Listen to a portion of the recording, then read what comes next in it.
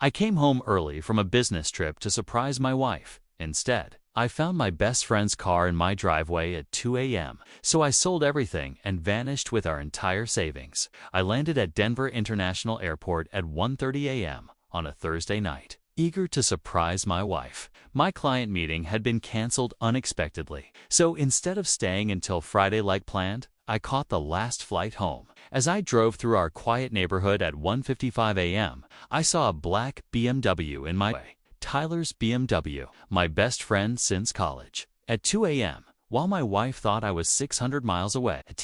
Reddit. This is the story of how one canceled meeting revealed that the two people I trusted most in the world had been betraying me in the bed I paid for, in the house I worked to provide. I'm Daniel, 34 years old.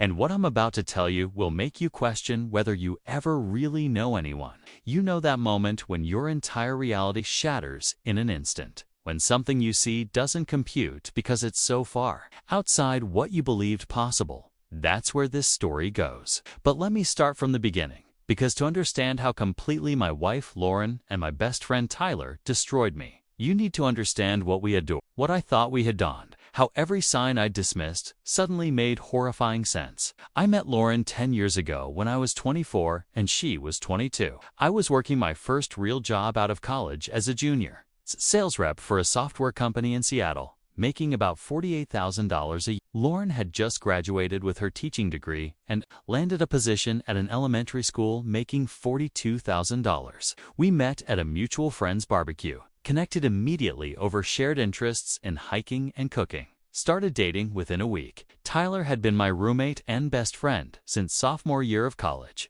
We'd met in an economics class, bonded over our shared sense of humor and love of sports, and had been inseparable ever since. After college, we both ended up in Seattle, me in tech sales, him in marketing for a startup. We hung out constantly, watched games together, took guys' trips. We're in each other's lives in that deep way where someone isn't just a friend, but family. When I started dating Lauren, Tyler was one of the first people I introduced her to. The three of us would hang out regularly: dinners, game nights, hiking trips. Tyler was single and seemed genuinely happy for me. Lauren liked him, said he was funny and charming. It never occurred to me to be concerned about their friendship. Tyler was my brother. Lauren was my girlfriend. The two most important people in my life getting along seemed like a blessing, not a threat. After dating for 2 years, I proposed to Lauren. We got married when I was 26 and she was 24. Simple ceremony, about 100 guests. Tyler as my best man. We bought a small house in a decent neighborhood for $280,000. I'd saved $40,000 for the down payment from my job, which had progressed well. By the time we married, I was making $75,000 as an account executive. Lauren was making $45,000 teaching. The early years of marriage were good. We both worked, shared household responsibilities, talked about having kids eventually. Tyler was still a constant presence in our lives, came over for dinner once a week, joined us for hiking trips, watched big games with me at our house. Lauren would joke that Tyler was our third wheel, but in an affectionate way. She'd cook his favorite meals when he came over, would text him funny memes during the day, treated him like the close friend he was. Around year 3 of our marriage, my career accelerated. I moved into enterprise sales, started handling major accounts, and my income jumped to $95,000. A year later, $110,000. By year 6 of our marriage, I was making $135,000 as a senior sales executive. The money was great, but it came with a cap. Travel. Lots of travel. My territory covered the western U.S., California, Oregon, Washington, Nevada, Arizona, Colorado. I'd typically travel 2 to 3 nights per week, visiting clients, closing deals, managing accounts. Monday through Wednesday in San Francisco, Tuesday through Thursday in Phoenix, Wednesday through Friday in Denver. The schedule rotated, but the pattern was constant. I was away from home 10 to 15 nights per month. Lauren said she understood. Your career is important. We need the income, especially if we're going to start trying for kids soon. I can handle being alone a few nights a week. I have my teaching, my friends, my hobbies. I'll be fine.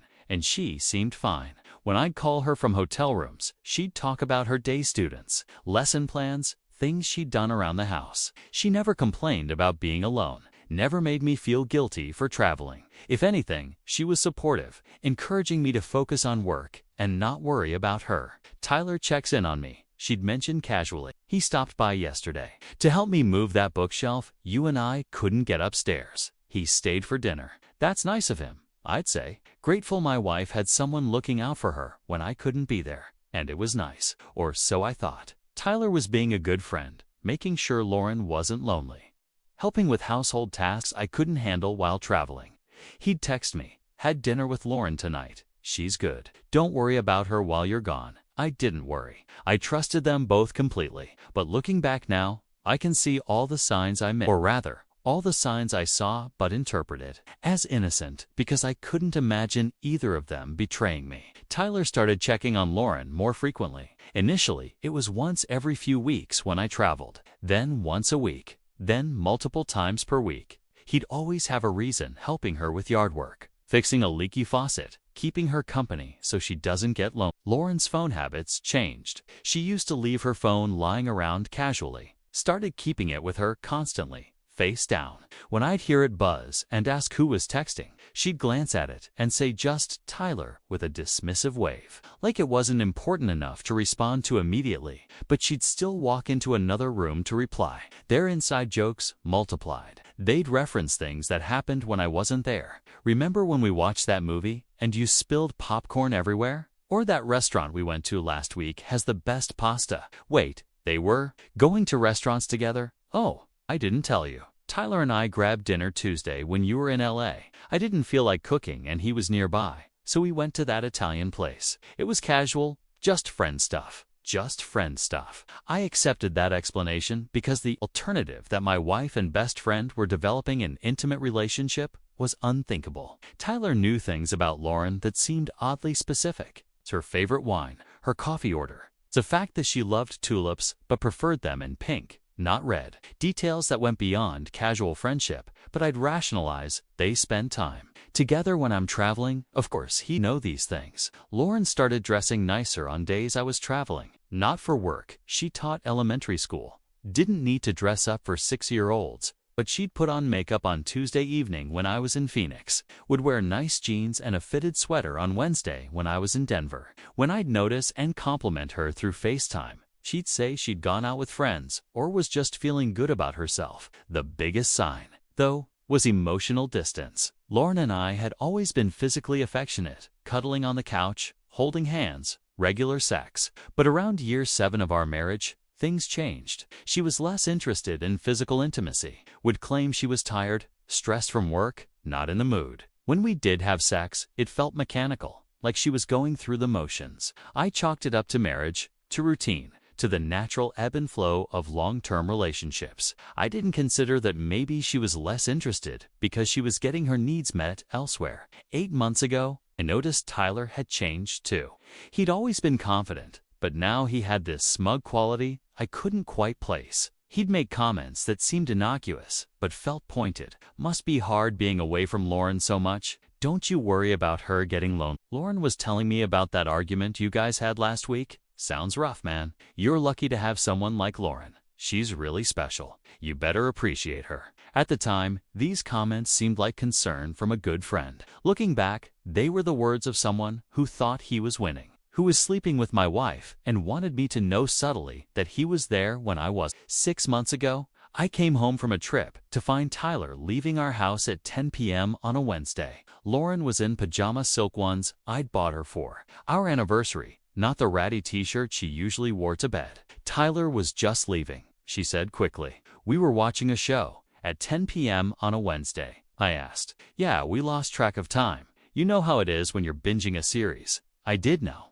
but something felt off. Still, I trusted her, trusted him, pushed down the discomfort. 3 months ago, I was supposed to travel to San Diego for 2 nights. As I was leaving for the airport, Lauren hugged me and said, "Have a safe trip. I'll miss you. I'll miss you too." Tyler coming by, maybe tomorrow. He mentioned possibly stopping by to help me with the garage reorganization. I left for the airport, got through security, was sitting at the gate when my flight was delayed 2 hours, then canceled. Entirely mechanical issue. The airline rebooked me on a morning flight. I texted Lauren, "Flight canceled, coming home tonight." Should be there by 10. She didn't respond immediately, which was unusual. I drove home, pulled into the driveway at 10:15 p.m. Tyler's car was there. I walked into the house, found Lauren and Tyler sitting on opposite ends of the couch, watching TV. Both fully dressed. Both looked surprised to see me. "I thought you were in San Diego," Lauren said. "Flight canceled. Didn't you get my text?" She checked her phone. "Oh, I had it on silent. Sorry." Everything looked innocent. Two friends watching TV while the husband was supposed to be traveling. Nothing overtly wrong, but the energy was weird. They seemed nervous, on edge. "I should go," Tyler said quickly. "Early morning tomorrow." "You don't have to leave on my account," I said. "Stay, finish the show." "Nah, I'm good. See you later, man." He left quickly. That night in bed, I asked Lauren, "Is something going on between you and Tyler?" She looked shocked, hurt. "What? No. God, Daniel, he's your best friend. He's my friend. That's it." "Why would you even ask that?" "I don't know. Something just felt off tonight." "You're paranoid from traveling too much. Tyler and I are just friends. He keeps me company when you're gone. That's all." I felt guilty for even asking. Apologized for implying anything inappropriate. Told her I trusted her completely, but the seed of doubt was planted. Over the next 3 months, I started paying more attention. The patterns became more obvious. Tyler came over every time I traveled. Every single time. Lauren's phone was always face down. They had too many inside jokes. Too much familiarity. Too much comfort with each other. 2 months ago, I asked Lauren directly, "Do you love me?" She seemed taken aback. "Of course, I love you." "Why would you ask that?" "I feel like we're distant, like something's changed between us." "You're traveling constantly. We barely see each other. That's what's changed. Maybe if you were home more, we'd feel more connected." She was blaming me for the distance, for the disconnection, for the feeling that something was wrong. And I accepted that blame. Started trying to travel less, be home more, reconnect with my wife. But it didn't help. If anything, Lauren seemed more irritated when I was home, like my presence was an inconvenience. She'd suggest I take trips I didn't need to take. "Didn't you say you wanted to visit that client in Portland? You should go this week." Actively encouraging me to leave. Last month, I decided to test something. I told Lauren I'd be in Denver Wednesday through Friday for an important client presentation. She said she'd miss me, told me to have a safe trip, kissed me goodbye, but I didn't actually go to Denver. I went to my office, worked from there, and came home Wednesday evening around 9 p.m. Parked down the street, walked to my house. Tyler's car was in the driveway. Living room lights were on. I walked to the front window, looked in. Lauren and Tyler were on the couch, sitting close, very close, too close for friends. As I watched, Tyler put his arm around Lauren. She leaned into him. They stayed like that, watching TV, comfortable and intimate. My heart was pounding. I wanted to burst in and confront them, but something held me back. This wasn't proof of an affair, just proof of an appropriate closeness. Maybe they'd just gotten too comfortable. Maybe I was overreacting. I went back to my car, drove to a hotel, called Lauren from the hotel. "Hey, how's Denver?" "Good, client presentation went well. Miss you too. I'm just watching TV, about to go to bed." She lied easily. Naturally, while Tyler was presumably still in our house, I stayed at the hotel that night. Drove home Thursday morning. Tyler's car was gone. Lauren was getting ready for work, cheerful and normal. "How was your night?" asked. "Quiet, watched some TV, went to bed early. Boring without you here." Another lie. Smooth and practiced. That's when I knew, not suspected, knew. Something was happening between Lauren and Tyler. I didn't have proof of physical cheating yet, but there was definitely emotional infidelity at minimum. I started planning. If I was going to catch them, I needed to create an opportunity, a situation where they thought I was far away and wouldn't be coming home. This week, I told Lauren I had a 2-day trip to Denver, Wednesday and Thursday, coming home Friday afternoon. It was a real trip, client meeting scheduled, hotel booked, everything legitimate. Wednesday, I flew to Denver, had my meetings. Everything was normal. But that evening, my biggest client called to cancel Thursday's meeting.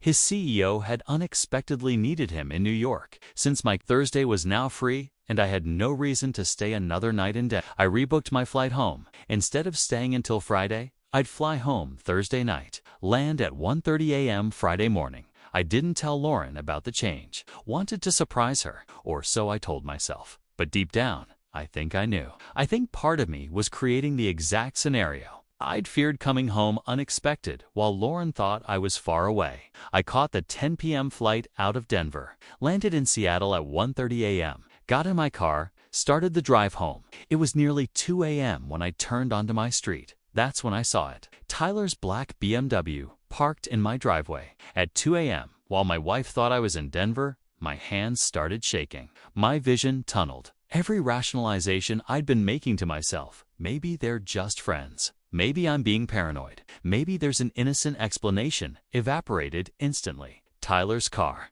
In my driveway. At 2 a.m., there was no innocent explanation for that. I drove past my house, parked 3 houses down, sat in my car, breathing heavily, trying to process what I was seeing. Maybe he was just visiting late. Maybe Lauren had called him because something was wrong with the house. Maybe there was an emergency. But I knew why Tyler's car was there at 2 a.m. I just needed to see it to accept it. I got out of my car quietly, walked through the darkness back to my house. The front door would be locked, and unlocking it would alert them. So I went around the side of the house. Our bedroom window faced the side yard. We usually kept the curtains closed, but sometimes Lauren would leave them slightly open for the morning light. I looked up at the window. There was a gap in the curtains, maybe 6 inches, enough to see inside if I got close. I approached the window. My heart was hammering so hard, I thought it might explode. Part of me didn't want to look, didn't want to confirm what I already knew, wanted to preserve the illusion that maybe, possibly, there was still an innocent explanation.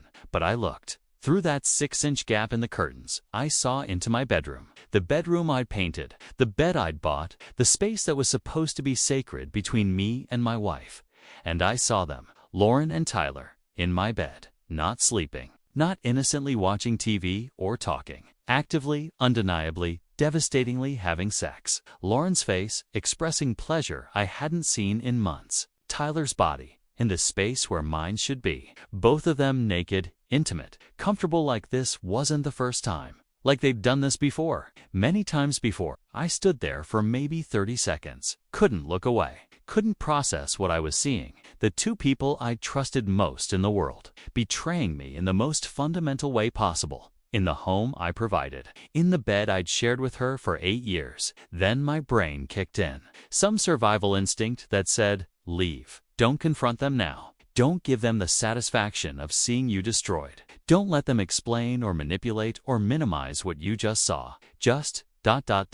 leave. I walked back to my car, got in, sat there, shaking, started the engine, drove away from my house, from my cheating wife, from my betraying best friend, drove to a hotel on the other side of the city, checked in, went to my room, sat on the bed, stared at the wall. At 3:30 a.m., I finally moved, pulled out my laptop, started making a list, not of emotions, those would come later, a list of actions, practical, strategic, necessary actions. Because if Lauren and Tyler thought they could betray me and face no consequences, they were about to learn otherwise. I'd spent 8 years being the good husband, the trusting friend, the generous provider, the guy who traveled constantly to earn money that funded the comfortable life Lauren enjoyed while fucking my best friend in the bed I paid for. That guy was gone, destroyed in the moment I looked through that bedroom window. And in his place was someone else, someone calculating, someone focused, someone who was about to systematically dismantle the life my wife had been living at my expense while carrying on an affair. By sunrise, I'd a complete plan. By Friday evening, I'd started executing it. By Sunday, the life Lauren thought she had would be gone. And so would I. Tyler thought he'd won, thought he'd stolen my wife. But he was about to realize he'd actually just inherited someone who cheats on the man who gave her everything, someone who lies easily and betrays trust casually, someone who was about to lose the comfortable lifestyle she'd maintained while sleeping with someone else. And as for me, I was about to disappear completely, taking everything I could with me, leaving nothing but divorce papers and the ruins of the illusion they'd been maintaining. They'd betrayed me, but they'd underestimated me, thought I was the kind, trusting, generous guy who'd stay and work things out, who'd believe their explanations and give them another chance. They were wrong, and within 72 hours, they'd know exactly how wrong. Friday morning, 6 a.m., I sat in that hotel room with my laptop, my list of actions, and a clarity I hadn't felt in months. Everything made sense now. Every weird moment, every dismissed suspicion, every rationalization, they all fit together into an undeniable pattern. Lauren and Tyler had been having an affair, probably for months, possibly longer.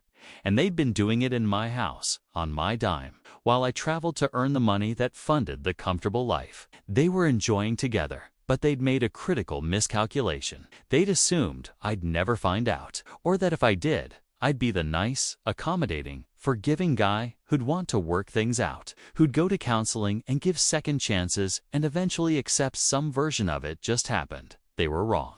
And I was about to show them exactly how wrong. First action, securing my money. I logged into our bank accounts. We had 3 accounts, joint checking, and my individual savings account I'd maintained since before marriage. The joint checking had $8,200. The joint savings had $47,000. My individual savings had $38,000. You opened my banking app and transferred $38,000 from my individual account to a new account at a different bank entirely. That money was mine, saved before marriage, never commingled. Lauren had no legal claim to it. Then I looked at the joint savings. $47,000. I'd contributed about $42,000 of that over the years. Lauren had contributed maybe $5,000. In a divorce, joint assets get split 50-50ths, regardless of who contributed what. But we weren't divorced yet, and Washington is a community property state, which meant anything earned during marriage was technically joint. But anything I'd brought into the marriage was separate property. I pulled up my financial records. Of that $47,000 in joint savings, I could trace $35,000 directly to premarital savings I deposited into the account over the years. That was separate property I could argue was mine. The other $12,000 was marital savings. I transferred $41,000 from the joint savings to my new individual account,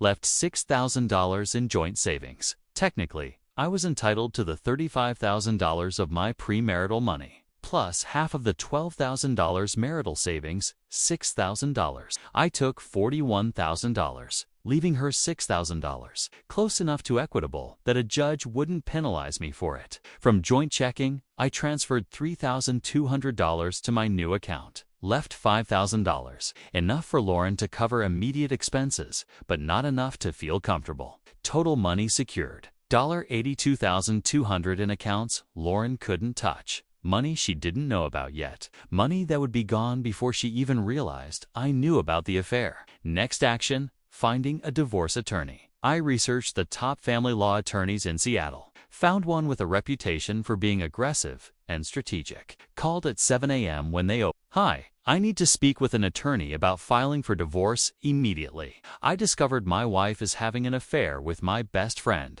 I need to file today. They scheduled me for 9 a.m. I went to the appointment, explained everything to the attorney, a sharp woman in her 50s, named Patricia. You caught them in the act. Saw them through the bedroom window. They don't know I saw them. They think I'm in Denver until this afternoon. Good, that gives us time. What assets do we need to protect? The house. It's in my name only. I bought it before we got married with my own down payment. We've been married 8 years, so she have some claim to marital equity, but the house itself is mine. What's it worth? About $420,000 now. I owe $195,000 on the mortgage, so about $225,000 in equity. She'll claim half of any appreciation and equity buildup during the marriage. What was it worth when you married? About $295,000, so $125,000 in marital appreciation. She could claim half of that $62,500. Patricia nodded.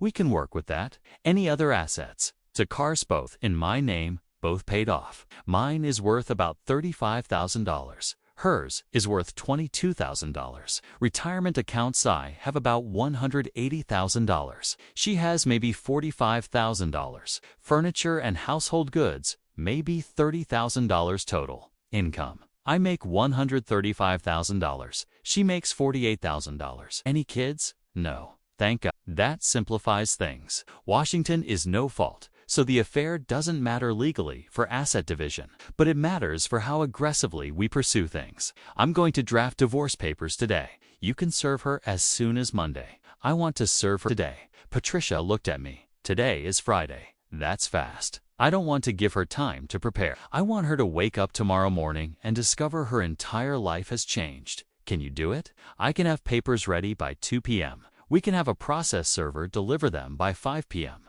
But Daniel, are you sure you want to move this fast? Have you thought about? I've thought about everything. I spent 8 years trusting her. She spent that time lying to me and sleeping with my best friend. I'm done thinking. I want action. Patricia nodded slowly. Okay, let's do it. I'll need a $5,000 retainer. I wrote the check. Get me those papers. By 2 p.m., I had divorce papers. Patricia had moved fast. The filing requested dissolution of marriage, division of assets per Washington law, and requested that I retain the house subject to paying Lauren her share of marital equity, $62,500. It was fair, straightforward, and devastating. I arranged for a process server to deliver the papers to my house at 5 p.m. That gave me 3 hours to handle the next item on my list. I called a real estate agent the top agent in Seattle, according to online reviews. I need to list my house immediately. Today, if possible. Today? Don't you want time to prepare the house? Stage it? Do repairs? No. I want it listed as today. Price to sell fast. What's the address? I gave it to her. She pulled up the details. This is a great property in a good... I think we could get $420,000. Maybe $430,000 if we take our time. List it at $395,000. I want it sold within 2 weeks. That's leaving money on the table. I don't care. Can you list it today? I can have it in the MLS by 5 p.m., but I'll need you to sign listing paperwork. I'll meet you at 3 p.m. Where's your office? We met. I signed the paperwork. By 4:45 p.m., my house was listed for sale. By 5 p.m., a process server knocked on my door and handed Lauren divorce papers. I know because I was sitting in my car down the street, watching. Saw the process server approach. Saw Lauren answer the door in casual clothes, probably what she'd worn to school that day. Saw her take the envelope. Saw her confused face as she opened it. Saw the moment of realization as she read the first page. She looked up and down the street like she was searching for me. Pulled out her phone. I watched it light up. She was calling me. I didn't answer. Watched it go to voicemail. Watched her try again. Again. Then I drove away. Went back to my hotel. Ordered room service. Ate dinner while my phone blew up with calls and texts from Lauren. Daniel, what is this? Why are you filing for divorce? We need to talk. This is insane. Daniel, answer your phone. I didn't respond. Turned off my phone. Went to bed early. Saturday morning, I executed the next phase. Called my company's HR director, someone I'd worked with for years and had a good relationship with. Hi, Daniel. What can I do for you? I need to request a transfer. I know we've been talking about opening a European office. Is that still on the table? The London office. Yes, we're still planning that. We've been looking for someone to lead it. Are you interested? Very interested. I'd like to transfer as soon as possible. How soon is as soon as possible? 2 weeks. Silence. Then, Daniel, be fast. We'd need 2. I'm going through a divorce. I need a fresh start. I'm one of your top performers. I've closed $3.2 million in sales this year. I know the company. I know our products. I speak decent German from college. I can set up the London office and start building European accounts immediately. You've been wanting someone for this role.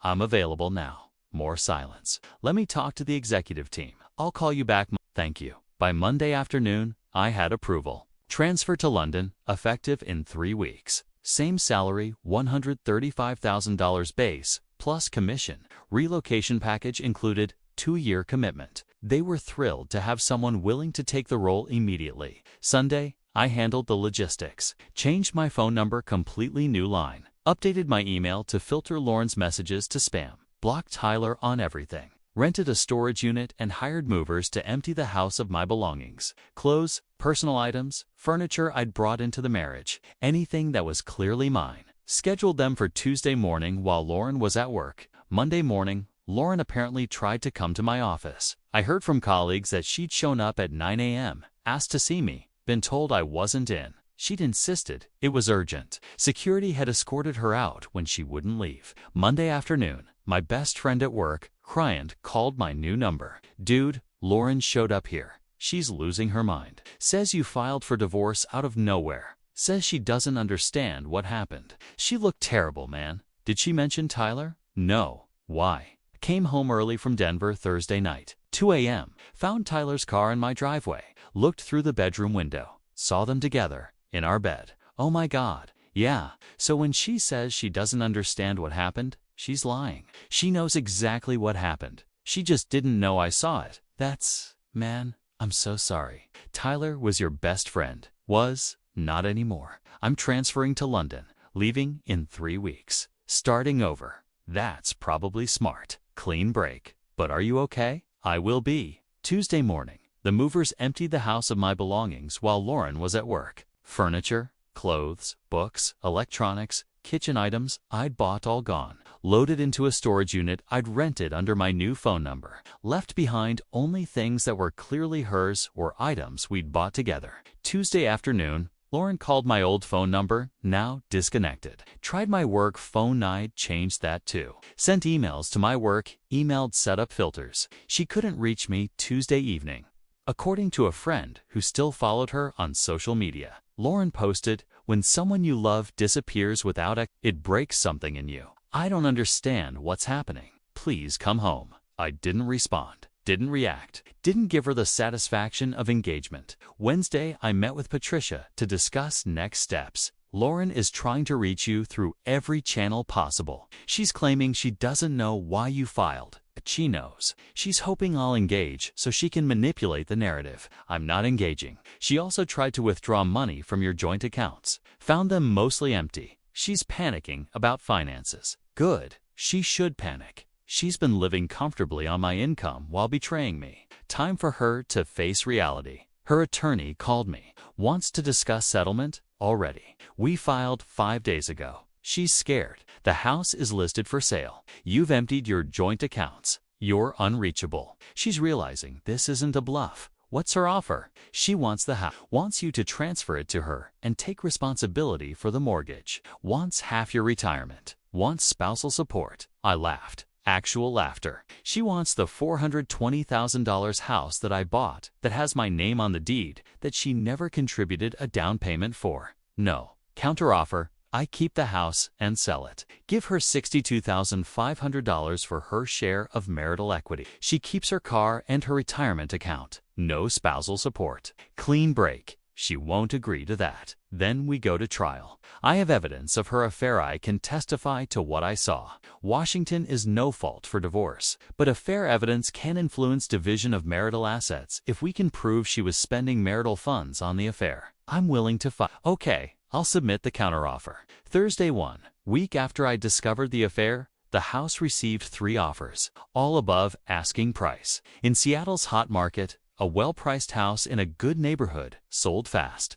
I accepted the highest offer, $408,000, closing in 30 days. I texted Lauren from my new number. House sold. $408,000. After closing costs and paying off the mortgage, there will be about $200,000 left. You'll get $62,500 for your share of marital equity. I'll get the rest. You have 30 days to move out. Find an apartment. She responded immediately. Dan, new number. Please call me. We need to talk. I can explain everything. I didn't respond Friday. 8 days after the discovery, I got a text from Tyler. He'd somehow gotten my new number, probably from Lauren. Man, we need to talk. I know you know. I'm sorry. It just happened. We didn't mean for it to happen, but you need to understand, Lauren and I have a real connection. This wasn't just physical. We love each other. I know this is hard, but I hope we can get past this eventually. You're my best friend. I read it twice, felt nothing but contempt. Replied, you're not my friend. You're someone who betrayed me with my wife in my house. And now you get to see what it's like to be with someone who cheats on their husband. Good luck with that. Don't contact me again. I blocked the number 2 weeks after discovery. Lauren's attorney contacted Patricia with a revised settlement offer. Lauren would accept $62,500 for her share of the house equity, keep her car and retirement, but wanted $2,000 a month in temporary spousal support for 2 years. No support. I told Patricia. She makes $48,000 a year as a teacher. That's enough to live on. She's not staying home with kids. She's working full-time. She doesn't need my support. She has Tyler if she needs someone to support her. We countered with our same offer, $62,500. Keep your car and retirement, zero support. Done. 3 weeks after discovery, the day before I was set to leave for London, Lauren's attorney accepted our terms. Lauren signed the divorce agreement. The divorce would be final in 90 days per Washington law, but the settlement was locked in. She'd get $62,500 when the house sold in 2 weeks. She'd have to find an apartment on her teacher salary. She'd have to rebuild her life without my income subsidizing it. The night before I left for London, I did one final thing. I sent a group text to our mutual friends, the people who'd been in our lives for years, who'd celebrated our wedding, who thought they knew us. I'm moving to London for work. Lauren and I are divorcing. For those who will inevitably ask why, I came home early from a business trip at 2 a.m. and found my best friend Tyler's car in my driveway. Looked through my bedroom window and saw them together. They were having an affair. I filed for divorce, sold the house, and I'm starting over in London. If people ask, tell them the truth.